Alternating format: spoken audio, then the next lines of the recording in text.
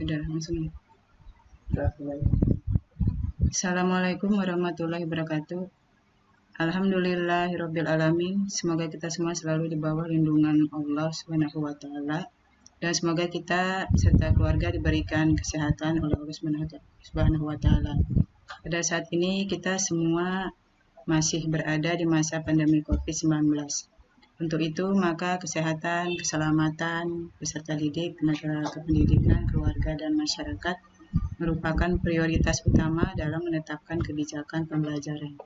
Adapun kebijakan pembelajaran jarak jauh pada masa pandemi Covid-19 bertujuan yang pertama untuk memastikan setiap anak itu akan mendapatkan kesempatan pembelajaran yang baik di satuan pendidikan pada masa darurat Covid-19. Yang kedua, mencegah terjadinya penyebaran dan penularan Covid-19 di satuan pendidikan. Dalam hal ini, guru memiliki peran yang penting. Adapun peran penting guru pada masa Covid-19, yang pertama, membantu siswa menghadapi ketidakpastian disebabkan oleh pandemi sekarang. Kemudian, melibatkan siswa untuk terus belajar meskipun kegiatan sekolah normal terganggu. Nah, kemudian apa peran kepala madrasah di masa Covid-19 ini juga tentunya memiliki peran yang penting, yaitu juga membantu serta membimbing guru melalui supervisi dan juga untuk memastikan siswanya belajar dengan baik di rumah. Nah, sekarang kita lihat untuk peran guru tersebut, yaitu pada saat pembelajaran jarak jauh. Memang kita lihat di sini bahwa sistem pendidikan nasional itu memastikan bahwa semua siswa memiliki akses dan hak yang sama untuk belajar. Dan juga pembelajaran jarak jauh ini memberikan pengalaman yang belajar yang bermakna bagi siswa tanpa terbebani tuntutan untuk menuntaskan seluruh capaian kurikulum, kenaikan kelas maupun kelulusan. Serta juga adalah untuk memfokuskan pada pendidikan kecakapan hidup, antara lain mengenai pandemi Covid-19 itu. Dan kemudian juga memberikan variasi aktivitas dari tugas pembelajaran dari rumah antar siswa sesuai dengan minat dan kondisi masing-masing. Sehingga juga tetap mempertimbangkan kesenjangan akses maupun fasilitas belajar dari rumah. Dan juga memberikan umpan balik terhadap bukti atas aktivitas belajar dari rumah yang bersifat kualitatif dan juga berguna tentunya bagi guru. Nah, sekarang peran penting guru itu sebenarnya apa sebenarnya? Yaitu yang pertama membantu siswa menghadapi ketidakpastian disebabkan oleh pandemi tadi, kemudian juga memastikan bahwa seluruh siswa kita itu tetap belajar dan memiliki aktivitas kegiatan di rumah walaupun kegiatan di sekolah belum bisa berjalan dengan normal.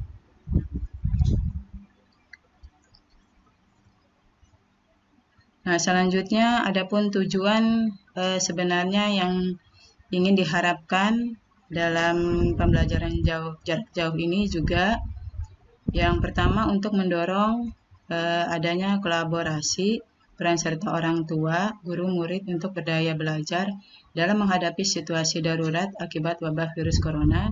Kemudian juga memastikan anak mendapatkan pengalaman belajar yang bermakna, menantang dan sesuai dengan kemampuan serta kebutuhan anak.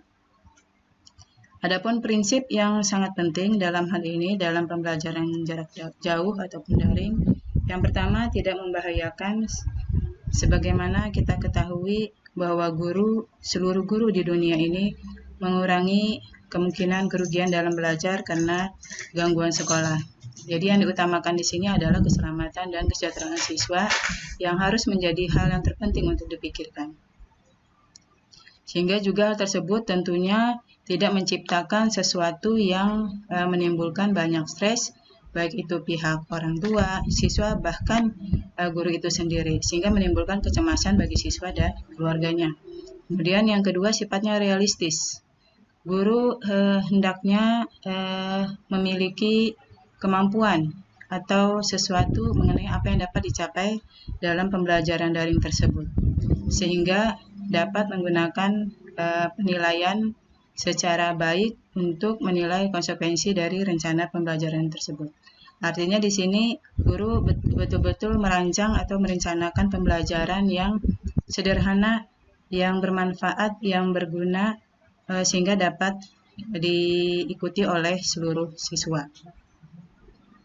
Nah, dalam hal mendesain itu ada yang utama, ada 3 tugas utama.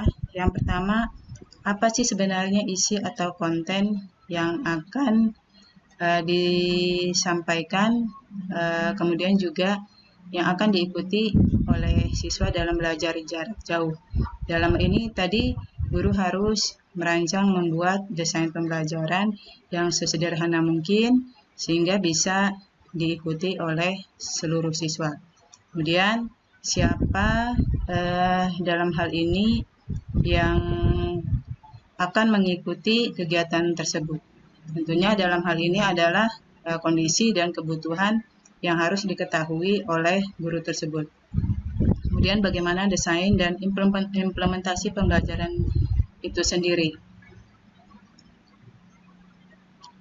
Selanjutnya ada istilah apa atau materi apa yang harus diajarkan.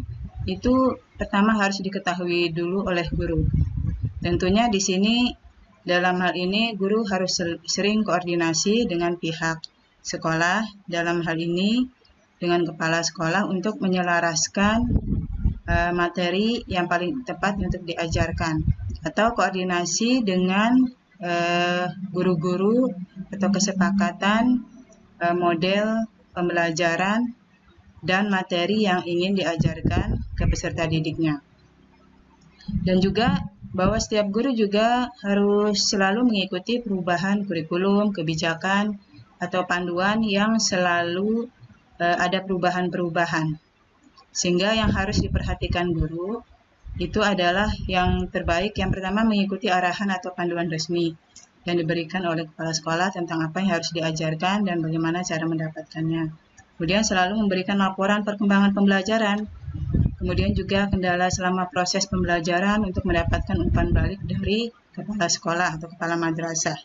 Kemudian juga mengikuti pertemuan atau diskusi kelompok dengan kepala sekolah menggunakan saluran formal maupun informal. Melakukan komunikasi dengan sesama guru untuk berbagi pengalaman dan mencari solusi atas kendala yang dihadapi. Memastikan bahwa persetujuan dari kepala sekolah tentang kurikulum dan rencana pembelajaran yang akan diberikan selama proses pembelajaran jarak jauh.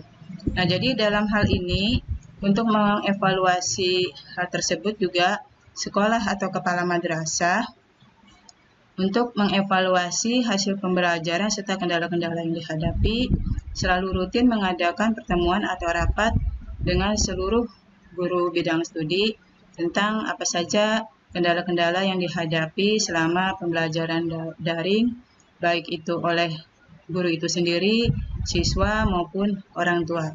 Sehingga dari hasil tersebut kita dapat mengevaluasi apa sebenarnya kendala-kendala yang dihadapi selama pembelajaran daring sehingga hal tersebut dapat kita carikan solusinya secara bersama-sama. Nah, selanjutnya untuk review kurikulum sesuai dengan arahan pemerintah dan sumber daya yang dimiliki guru dan siswa. Tentu saja ada prioritas pembelajaran yang bisa diikuti tentang bagaimana kurikulum yang standar, kemudian memberikan pengalaman belajar tanpa terbebani tuntutan menuntaskan seluruh capaian kurikulum, kemudian mencakup pengetahuan dan keterampilan inti, serta fokus pada kegiatan yang akan membantu siswa mengatasi krisis saat ini. Jadi dalam hal ini bagaimana seorang guru bisa memberikan materi atau kegiatan yang sifatnya siswa tersebut tidak terbebani. Kemudian juga belajarnya siswa di rumah itu juga merasa enjoy, tidak terlalu banyak membebani tugas, kemudian juga bisa selain materi, tidak hanya memberikan tugas, juga bisa memberikan sesuatu yang sifatnya keadaan sekarang, misalkan bagaimana mengatasi pandemi COVID, bagaimana cara hidup sehat, bagaimana menggunakan masker yang baik, bagaimana hidup sehat. Nah, itu mungkin selain mengajar atau materi juga hal tersebut bisa disampaikan oleh guru untuk pembelajaran untuk siswa di rumah tersebut. Jadi ada memang beberapa hal juga yang harus diperhatikan guru. Selain tidak harus menuntaskan kurikulum, memang juga kita harus memperhatikan lebih fokus kepada yang pertama, yang paling utama adalah bahwa siswa dalam keadaan sehat, kemudian juga dalam keadaan sejahtera, kemudian juga dalam hal menerapkan rencana pembelajaran, juga kita harus memperhatikan sumber daya yang digunakan, kemudian juga sesuai dengan rencana pembelajaran yang sudah ditentukan oleh guru, kemudian dan juga disepakati oleh sekolah bersama-sama. Nah, itu adalah peran guru tadi sesuai dengan kebutuhan yang ingin diharapkan oleh kita semua, khususnya oleh siswa kita. Nah, ini ada beberapa hal tadi yang harus diperhatikan guru. Nah, dalam hal ini juga guru itu harus mengetahui siswa yang mendapat kendala dalam pembelajaran daring. Jadi dalam hal ini juga guru harus bisa mengetahui kenapa misalkan siswa kesulitan dalam belajar atau menggunakan IT, sehingga guru juga harus mengetahui dan bisa memahami.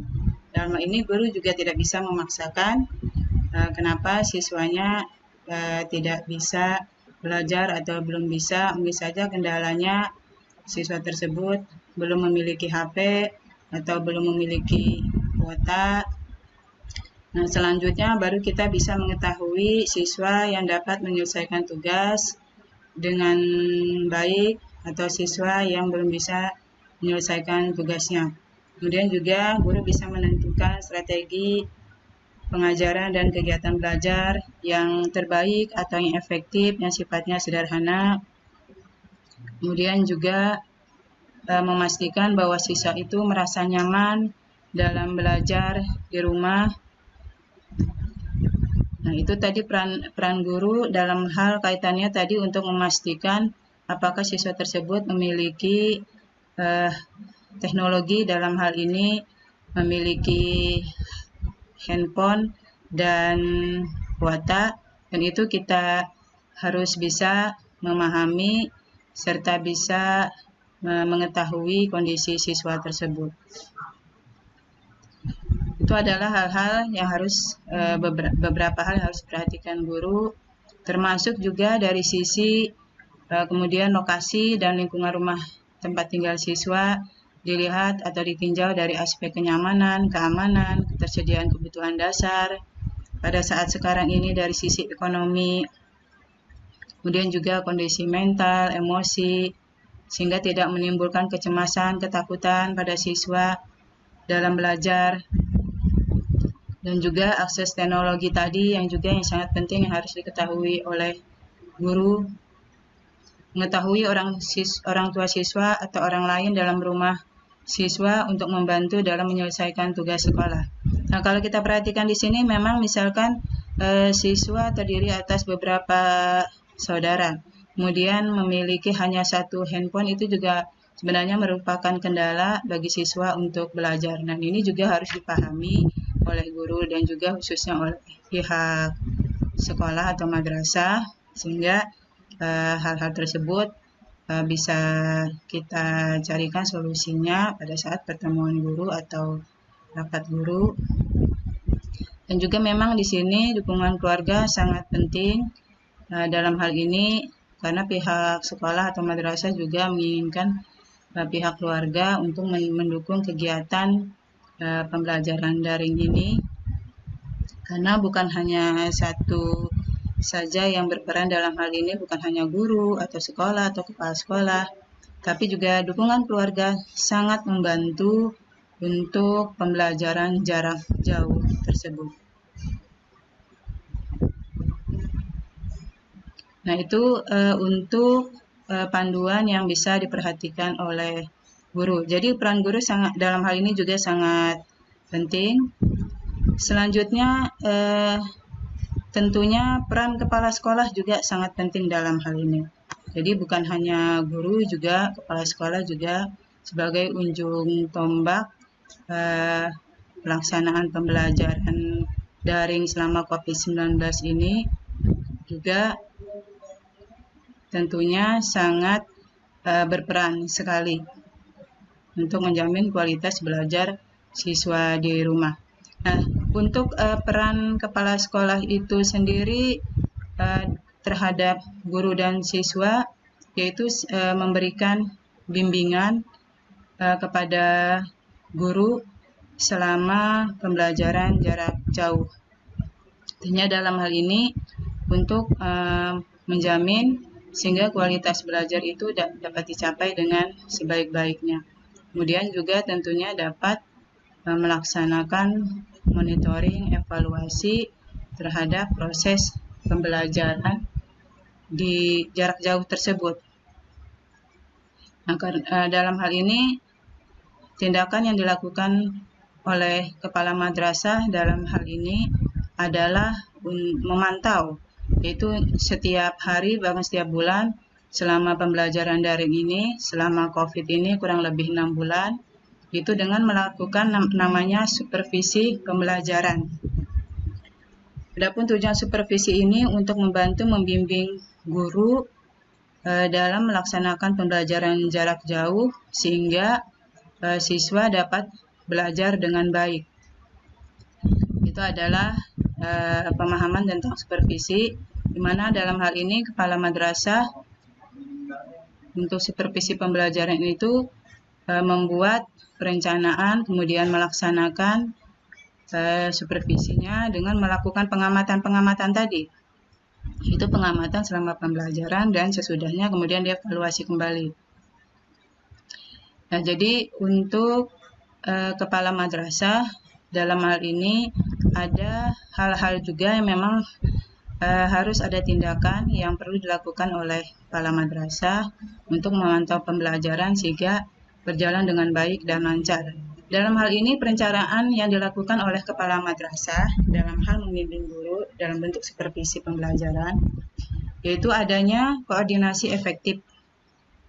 Yang pertama juga koordinasi ini dilakukan oleh kepala madrasah terhadap karena madrasah ini di bawah naungan Kementerian Agama, maka pertama kali harus melakukan koordinasi dengan pihak Kementerian Agama kota.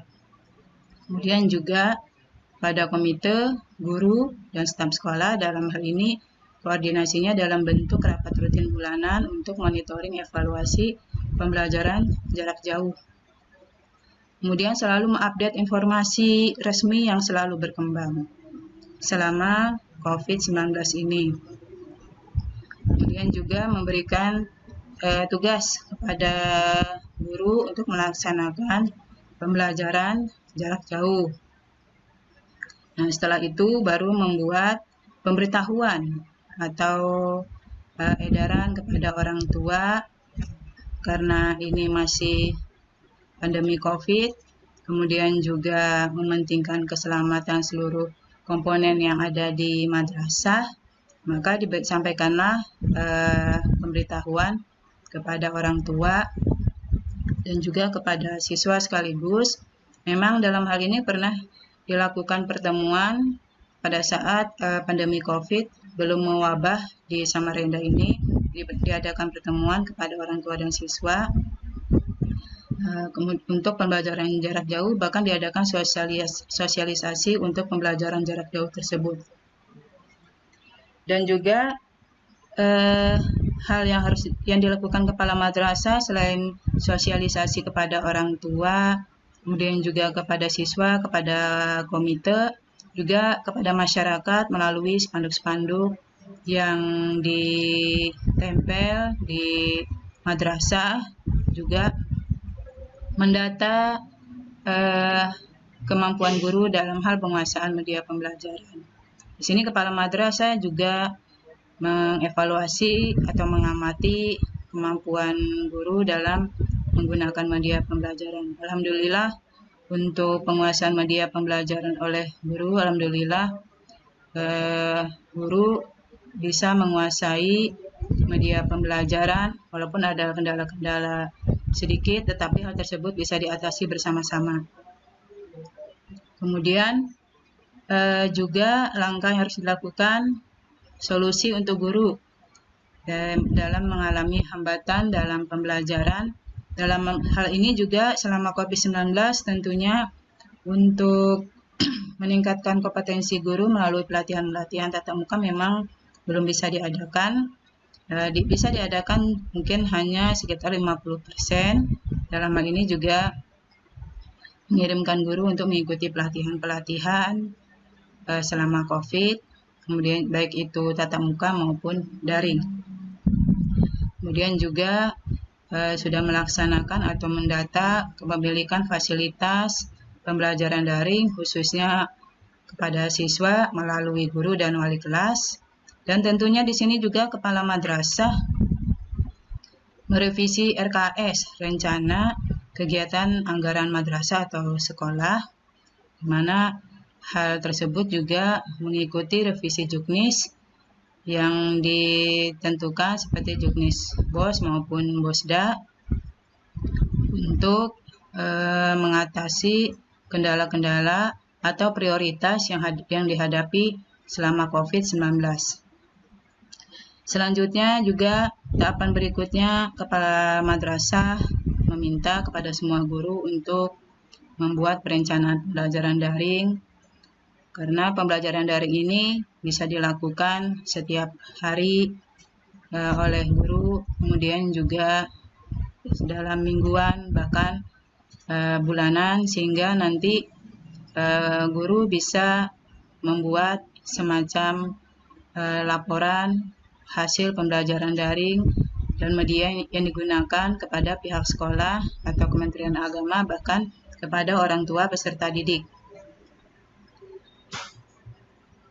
Nah, dalam hal ini juga dalam pembelajaran daring, guru juga menyiapkan atau menyusun bahan ajar yang diunggah, kemudian yang diunggah oleh guru masing-masing, bisa itu berupa PowerPoint, materi, atau soal, kemudian didistribusikan kepada peserta didik.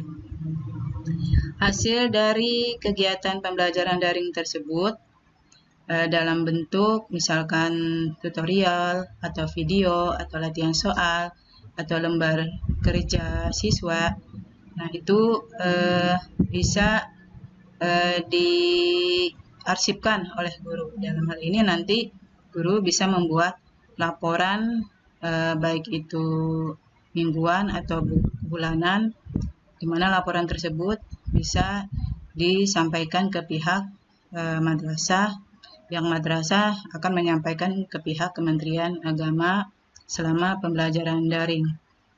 Nah, kemudian langkah pelaksanaan yang dilakukan oleh kepala madrasah, yang pertama memberikan arahan guru agar memberikan penjelasan atas pertanyaan atau tugas yang disampaikan kepada orang tua. Nah, jadi sebelum guru memberikan pembelajaran, guru juga memberikan sosialisasi atau arahan tentang pembelajaran yang akan dilakukan oleh guru bidang studi. Kemudian guru melakukan evaluasi atau atas proses pembelajaran dari rumah untuk mendapatkan umpan balik hasil pembelajaran. Kemudian guru memberikan arahan umpan balik penugasan yang telah diselesaikan oleh siswa. Kemudian oleh guru hasil tugas siswa tersebut nantinya oleh guru akan diberikan kemudian penilaian, kemudian diarsipkan oleh guru setiap materi atau tugas yang diberikan oleh guru. Jadi dalam hal ini guru juga tidak hanya memberikan tugas, tapi juga memberikan materi atau paling tidak semacam bacaan di sini sehingga siswa bisa membaca materi yang disampaikan oleh guru. Karena dalam hal ini juga siswa harus dibiasakan untuk banyak membaca. Jadi pengalaman belajar siswa tidak hanya selalu mengerjakan tugas, tapi juga pengalaman-pengalaman yang lain seperti membaca. Kemudian mengadakan atau mengagendakan koordinasi secara rutin kepada pihak sekolah secara intensif. Selanjutnya juga langkah yang ditempuh oleh kepala madrasah selalu menjalin komunikasi yang intensif pada kepala madrasah tentang pembelajaran jarak jauh. Karena dalam hal ini juga kepala madrasah selalu memantau, memonitoring pembelajaran baik itu untuk siswa, pembelajaran kelasnya atau kepada guru bidang studinya melalui learning tersebut. Jadi dalam hal ini pembelajaran jarak jauhnya adalah menggunakan salah satu contoh misalkan di Madrasah Nuriman adalah menggunakan e-learning. Nah, di situ kepala madrasah setiap harinya bisa memantau kegiatan yang dilaksanakan oleh guru bidang studi, kemudian juga oleh siswa bisa melihat aktivitas seluruh guru dan siswa untuk pembelajaran e-learning tersebut. Tentunya hal ini juga tidak terlepas dari pihak-pihak yang terkait yang dapat membantu atau membimbing kegiatan pembelajaran dalam hal ini khususnya kepada Kementerian Agama dalam hal pembelajaran learning tersebut, kemudian juga pengawas, komite, tokoh masyarakat, dan yang terpenting juga langkah yang terpenting yang dilakukan oleh kepala madrasah selalu memantau kesehatan guru, kemudian peserta didik. Yang terakhir, memberikan informasi perkembangan positif tentang pandemi COVID-19 dan tips-tips untuk hidup sehat kepada guru, orang tua, maupun murid, serta lingkungan masyarakat melalui media massa atau juga melalui spanduk-spanduk tentang perkembangan pandemi COVID-19. Kemudian langkah-langkah evaluasi yang dilakukan oleh kepala madrasah memberikan umpan balik kepada guru terkait tugas pembelajaran daring. Jadi dalam hal ini kepala sekolah juga memberikan reward atau penilaian kepada guru tentang pembelajaran daring tersebut setiap bulannya. Kemudian tentunya melakukan pembimbingan kepada guru selama melaksanakan tugas pembelajaran daring. Kemudian selalu melakukan monitoring tentang proses pembelajaran daring serta selalu mengidentifikasi kendala atau permasalahan yang ditemukan selama pembelajaran daring. Yang terakhir, melaporkan hasil kegiatan belajar tersebut kepada Kementerian Agama, dalam hal ini pengawas tentang hasil pembelajaran daring oleh seluruh guru bidang studi. Kemudian monitoring selama pembelajaran daring. Nah, tentunya dalam hal ini monitoring itu lebih menekankan pada proses pelaksanaannya. Tentunya dalam hal ini adalah pembelajaran daring itu sendiri yang selalu dipantau setiap hari. Tentunya dalam hal ini selalu terlebih dahulu adalah melakukan sosialisasi terhadap guru tentang pelaksanaan daring yang nantinya dilakukan monitoring, kemudian diadakan semacam supervisi atau pembimbingan sampai dengan proses pelaksanaan, sampai dengan evaluasi, sampai dengan tindak lanjutnya. Itu yang hal-hal yang dilakukan sementara ini oleh kepala madrasah selama COVID-19 ini, sehingga nantinya pembelajaran daring ini dapat berjalan dengan baik walaupun pandemi COVID masih belum kita ketahui kapan berakhirnya. Nah, memang banyak media-media pembelajaran yang bisa dilakukan oleh guru selain learning, juga bisa melalui WhatsApp, bisa melalui Google Form, dan lain-lain yang bisa dilakukan oleh guru, karena pembelajaran bisa lewat luring atau daring. Bahkan misalkan siswa ada kendala, belum bisa sama sekali menggunakan e-learning, siswa bisa datang ke madrasah, kemudian dibimbing oleh guru atau oleh wali kelasnya untuk bisa melaksanakan pembelajaran e-learning. Serta kendala-kendala misalkan yang dihadapi oleh siswa, semuanya bisa dibimbing oleh gurunya di madrasah. Nah, kemudian selanjutnya tentunya pembelajaran yang diinginkan dalam pembelajaran daring ini adalah pembelajaran yang bermakna bagi semuanya, baik itu bagi guru maupun bagi siswa. Tentunya langkah-langkah yang bisa dilakukan supaya lebih baik pembelajaran itu berjalan dengan lancar. Yang pertama, mengidentifikasi masalah. Kemudian yang kedua, menentukan strategi pembelajaran yang terbaik oleh guru. Kemudian gaya belajar siswa juga harus perlu diketahui, karena siswa itu tentu saja memiliki gaya belajar yang berbeda-beda atau bervariasi. Memang kalau kita lihat dari sisi foto atau gambar yang dikirimkan, memang gaya belajar siswa itu bermacam-macam. Ada yang duduk sempurna, ada yang sambil rebahan, macam-macam gaya belajarnya. Nah, sehingga di sini kita juga harus mengetahui gaya belajar siswa bermacam-macam. Tetapi hal tersebut sebenarnya tidak menjadi masalah, karena hal tersebut merupakan itulah gaya belajar yang dimiliki oleh siswa sebenarnya. Nah, tentunya dalam ini mengidentifikasi masalah apa sebenarnya dalam pembelajaran daring. Yang pertama, tentang kemampuan pendidik atau guru dalam penggunaan teknologi, termasuk siswa dan orang tua. Kemudian juga masalah yang dihadapi tentunya memang banyak sekali orang tua yang pusing mendampingi anak-anaknya, karena di sini posisi orang tua seperti guru di rumahnya masing-masing dalam mendampingi anak-anaknya. Tapi tentunya dalam hal ini orang tua sangat berperan mendampingi anak-anaknya mendapatkan sesuatu yang berharga. Yang pertama, bisa dekat dengan anaknya dan waktu yang banyak di rumah. Kemudian kesehatan anak bisa terjamin di rumah beserta keluarganya.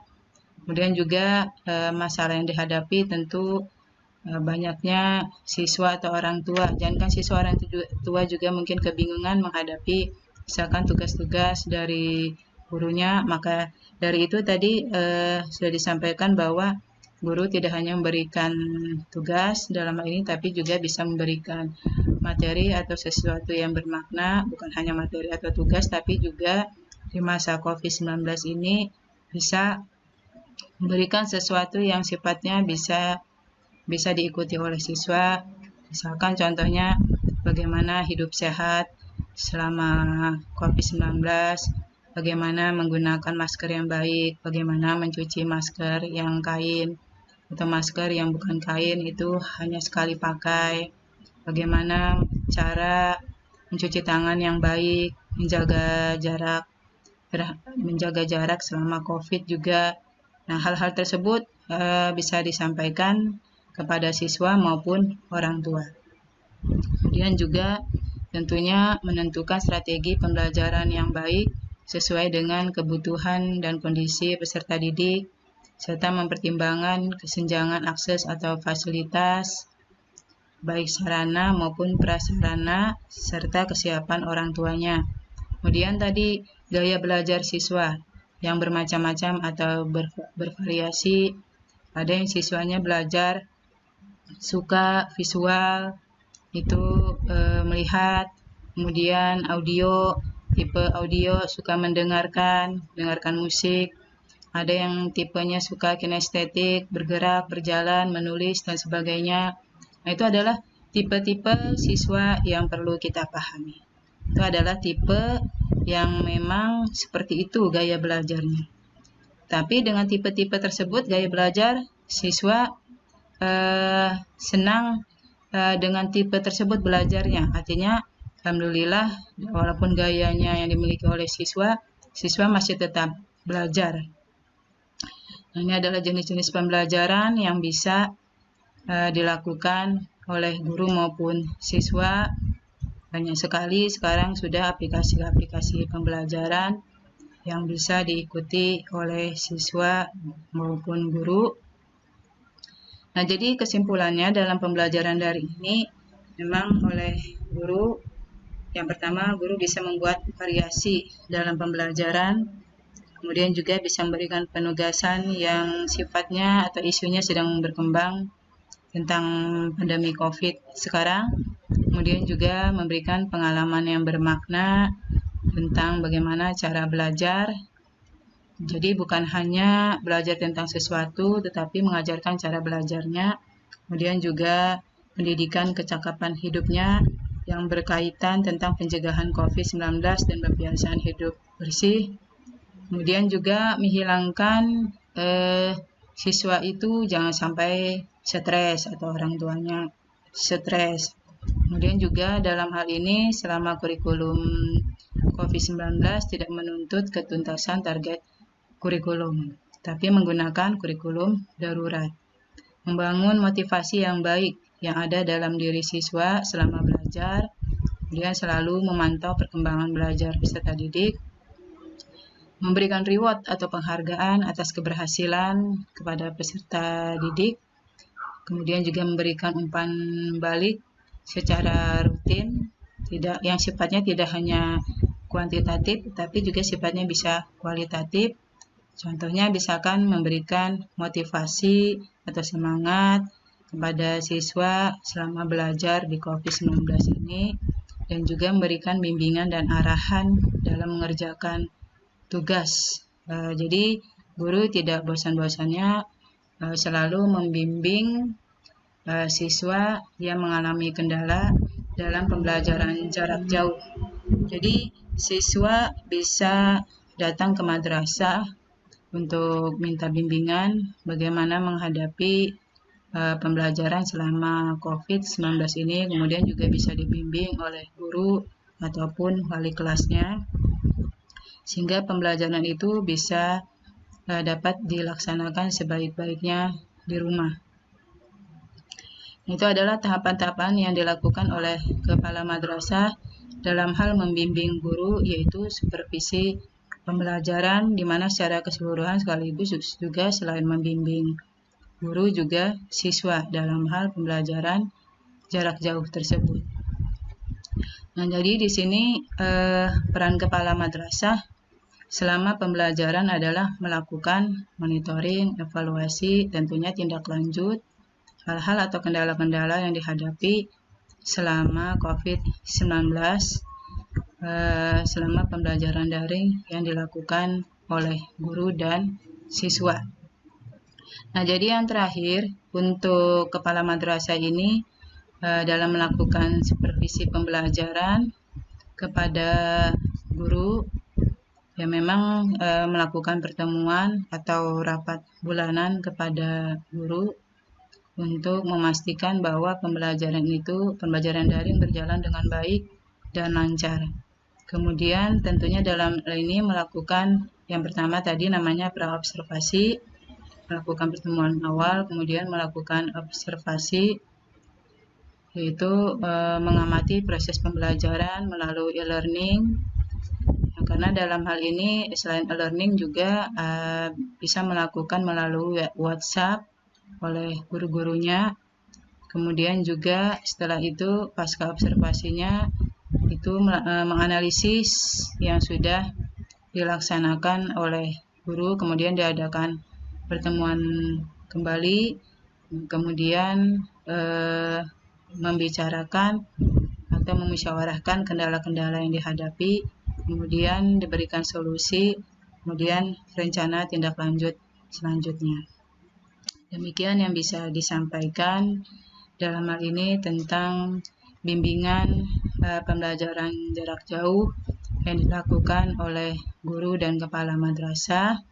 Langkah-langkahnya semoga pembelajaran jarak jauh ini bisa berjalan dengan baik dan lancar walaupun belum bisa melakukan tatap muka secara sempurna, belum bisa bertemu dengan seluruh siswa bahkan orang tua.